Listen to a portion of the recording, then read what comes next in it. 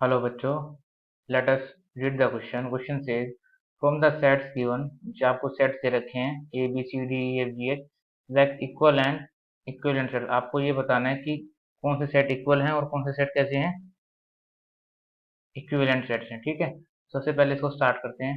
Basically क्या करना होता है बेटा, इसके बेसिकली क्वेश्चन को करने से पहले आप इसका की कंसेप्ट समझें. की कंसेप्ट के अंदर हमें दो चीज पढ़नी है बेसिकली, इक्वल सेट क्या होते हैं और इक्विवेलेंट सेट कैसे होते हैं. की कंसेप्ट की कंसेप्ट क्या कहता है बेटा, पहले पढ़ते हैं equivalent sets.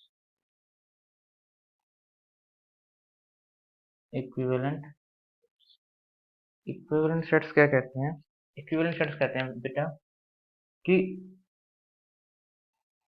Number of elements of both sets are equal. कहने का मतलब ये है कि जो नंबर ऑफ एलिमेंट होंगे दोनों सेट के कैसे होने चाहिए, इक्वल होने चाहिए. जैसे कि मान लो इफ ए एंड, जैसे मान लो अगर आपको बताना है कि सेट ए और बी इक्विवेलेंट है कि नहीं है.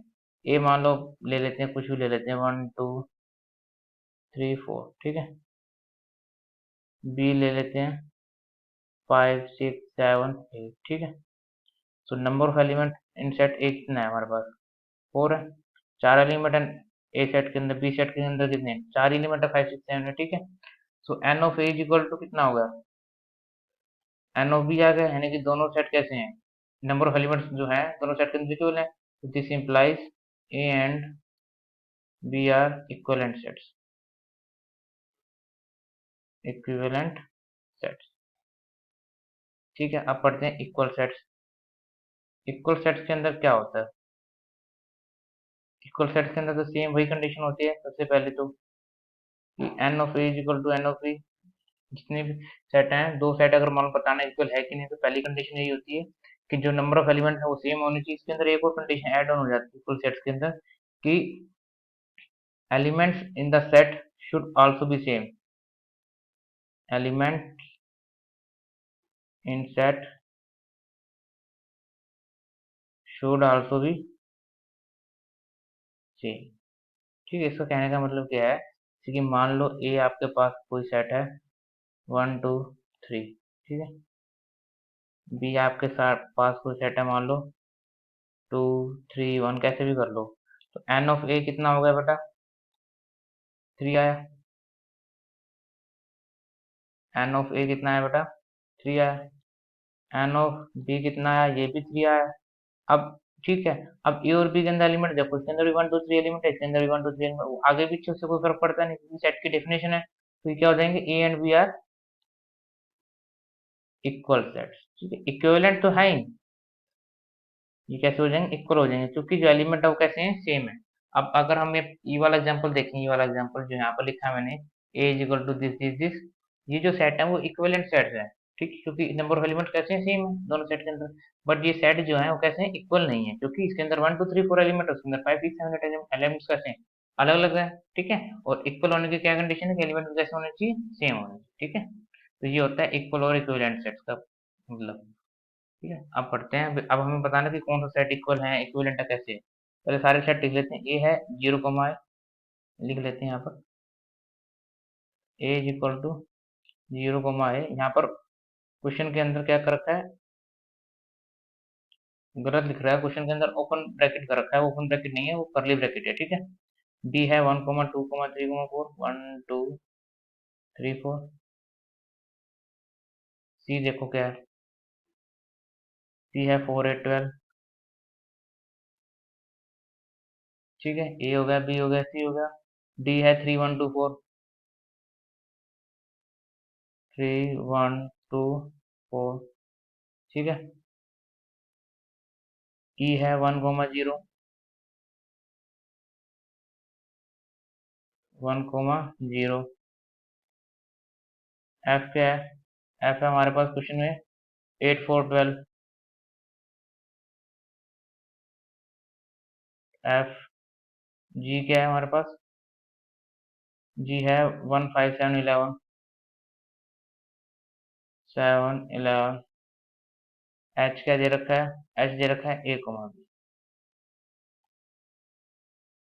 ए कोमा एच आपको दे रखा है, ए कोमा बी दे रखा है, ठीक है। अब बताने की सबसे पहले क्या करते हैं, इक्वल सेट्स या इक्विवेलेंट, पहले इक्विवेलेंट कर लेते हैं, वो आसानी से हो जाएंगे। इक्विवेलेंट सेट्स कौन कौन से हैं, इक्विवेलेंट सेट देखो, ए के अंदर इसका कितना है बेटा, इसका एन ऑफ ए कितना है यहाँ पर, 2 है, ठीक है। एन ऑफ बी कितना है यहाँ पर, 4 है, तो 4 एलिमेंट है। सी के अंदर कितने एलिमेंट है, 3 एलिमेंट है। एफ के अंदर 3 एलिमेंट है। ई के अंदर 2 एलिमेंट है। डी के अंदर 4 एलिमेंट है। जी के अंदर 4 एलिमेंट है। एच के अंदर 2 एलिमेंट है। अब देखो इक्विवेलेंट सेट कौन कौन से होंगे, देखो सबसे पहले दो देखते हैं कि नंबर ऑफ किस सेट के अंदर दो दो हैं। एक तो सेट ए है, ई है, एच यानी कि A, E and H are equivalent sets या इक्विवेलेंट टू ईच अदर, क्योंकि जो ए, ई, एच सेट है, उन तीनों की देखो, ए की कार्डिनलिटी क्या है, 2 है। ई की कितनी है, 2 है। एच की कितनी है, वो भी 2 है, ठीक है। तो इक्विवेलेंट सेट के अंदर सिर्फ हम कार्डिनलिटी देखनी होती है, यानी कि नंबर ऑफ एलिमेंट देखने होते हैं, ठीक है। तो ये हो गया। सिमिलरली यहाँ करते हैं, यहाँ पर रहेंगे हम 2 के बाद 3 देखते हैं किस किसकी है। सी है, ठीक है, सी है, एफ है, सी एंड एफ दो ही हैं तो ठीक है। C and F are, C and F are equivalent to each other, equivalent to each other, ठीक है। एक तरफ है ए ई एच इक्विवेलेंट है दूसरे से, सी और एफ इक्विवेलेंट है, ठीक है। अब कौन कौन से बच गए, बी बच गया, डी बच गया, जी बच गया। तीनों की क्वांटिटी 4 है, तो B, D and B D and ji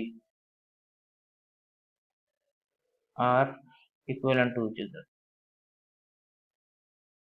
to each other, ठीक है। तो ये है हमारे पास। अब हो गए सारे इक्विवेलेंट का केस हो चुका है। अब एक रह गया हमारे पास इक्वल सेट्स का, ठीक है। इक्वल सेट्स का और देख लेते हैं। इक्वल सेट्स के अंदर मैंने बताया था कार्डिनलिटी सेम होनी चाहिए और नंबर ऑफ एलिमेंट्स, जो एलिमेंट्स है सेट के अंदर वो भी कैसे होने चाहिए, सेम होनी चाहिए। तो पहले ए ई एच देखते हैं, देखो ए देखो, ई देखो।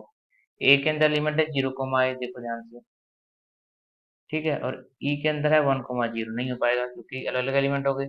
एच के अंदर ए है तो बी है, मतलब कोई भी ऐसा सेट नहीं है, ना ही ए और ई इक्वल है, ना ही ई और एच इक्वल है, ना ही ए और एच इक्वल है, तो कोई भी इक्वल नहीं है, ठीक है। उसके बाद देखते हैं सेट बी भी देखते हैं, बी किसके इक्वल हो सकता है, बी की कैंडिडेट 4 है, तो बी और बी, डी और जी का बनेगा कॉम्बिनेशन, जो कि कैंडिडेट भी सेम होनी चाहिए ना।